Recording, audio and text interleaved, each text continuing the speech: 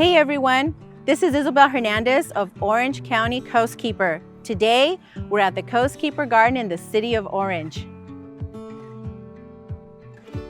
Today I'd like to share two of Coastkeeper Garden's favorite native plants, Manzanita and Ceanothus. These carefree natives look great year-round and require very little water once established. Manzanita are known for their striking red bark, and Ceanothus feature shiny green leaves and striking blue blooms. Both of these natives will be a beautiful focal point in your garden.